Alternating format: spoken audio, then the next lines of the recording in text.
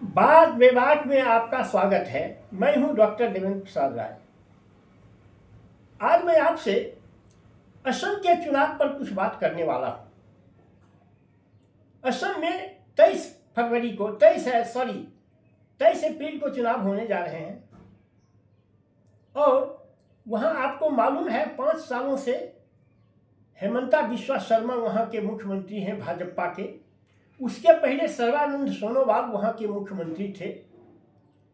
लोगों को 2016 में ही आशा थी कि सर्बानंद सोनोवाल के बाद वहां कांग्रेस की सरकार बनेगी, लेकिन वह नहीं हुआ। भाजपा पुनः जीती और सर्बानंद सोनोवाल को केंद्र भेज दिया गया और यहाँ हेमंता बिस्वा शर्मा को मुख्यमंत्री बना दिया गया, जो कांग्रेस से डिफेक्ट करके आए हुए थे। उनके जो स्टेटमेंट हैं उसके अनुसार कांग्रेस से क्यों डिफेक्ट किए, तो वह राहुल गांधी के यहाँ मिलने गए। एक तस्तरी में बिस्किट रखा हुआ था। राहुल गांधी उसी तस्तरी से बिस्किट लेकर कुत्ते को भी खिला रहे थे और उसी बिस्किट से लेके इनको भी खाने को कहा। यह इनको बहुत नागवार गुजरा और ये आकर के इस्तीफा कर दिए। ये तो एक कहने का कारण हो गया, कारण कुछ दूसरा रहा होगा। तो ये वहाँ की स्थिति है। ये तब अब ये आए तो जैसे कहते हैं नया मियाँ बेसी प्याज खाता है, तो अब ये हिंदुत्व के ब्रांड नेम हो गए हैं। पहले तो ब्रांड नेम मोदी जी हुआ करते थे, लेकिन जिस दिन से प्रधानमंत्री हुए हैं उस दिन से उनमें थोड़ी प्रवृत्ता आ गई है, वो अकर बकर नहीं बोलते हैं।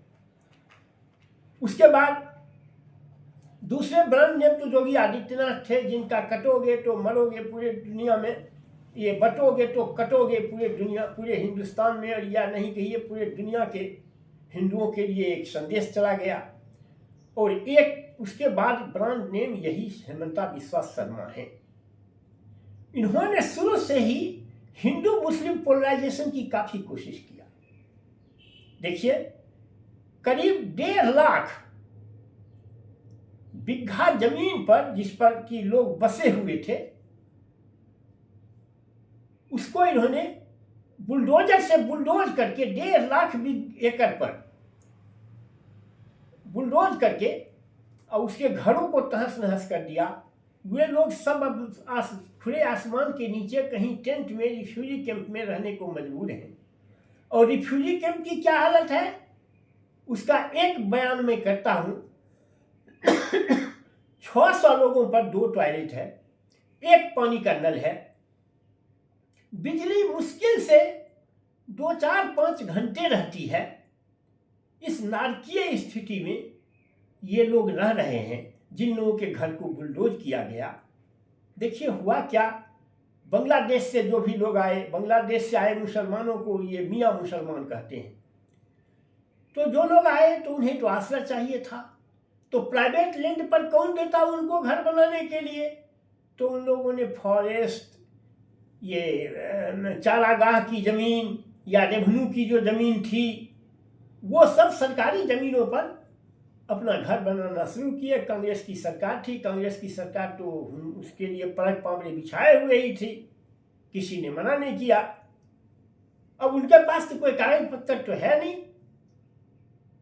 तो इलीगल इविक्शन के नाम पर उन सबका घर तोड़ दिया गया। लेकिन फल इसका ये हुआ कि वहाँ हिंदू मुस्लिम पोलराइजेशन चरम पर पहुंचा हुआ है और वहाँ की आबादी में 30% मुसलमान हैं, जिसमें जो पहले से बसे हुए थे सो, अब प्लस जो बांग्लादेश से आए वो सभी मुसलमानों की कंबाइन। लेकिन कालक्रम में जैसा कि जानते हैं, धर्म का जो नशा होता है, religion is an opium for the people, धर्म का जो नशा होता है, सो धीरे धीरे अब बांग्लादेशी मुसलमान और यहाँ के मुसलमानों में कोई अंतर नहीं रह गया है। वे सब राजनीतिक रूप से एक ही घड़े में चले गए हैं। इसलिए वो फिर इस बीच कांग्रेस के अपने नीतियों के कारण बहुत बड़े बड़े जो नेता थे कांग्रेस के, वो गोगोई को छोड़कर सारे नेता चले आए हैं बीजेपी में।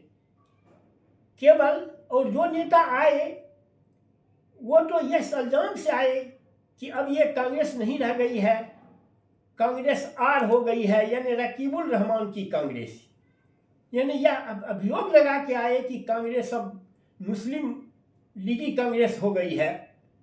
इस आरोप के साथ आए, इसका भी प्रभाव पड़ा। इसलिए, और ये जो ओपिनियन पोल्स आए हैं उसमें इनके जीत की, प्रबल जीत की संभावना व्यक्त की गई है। एक यही है, एक आसाम में ही कहा जा रहा है कि हेमंता बिस्वा शर्मा की जीत तय है, जीत श्योर है, और किसी प्रांत में ओपिनियन पोल में यह स्पष्ट रूप से नहीं आया है कि किसकी जीत होगी, केवल हेमंता बिस्वा शर्मा के अलावा। तो यही असम की कहानी है। अब इसमें अब देखिए आगे होता है क्या। बस आज के वीडियो में इतना ही।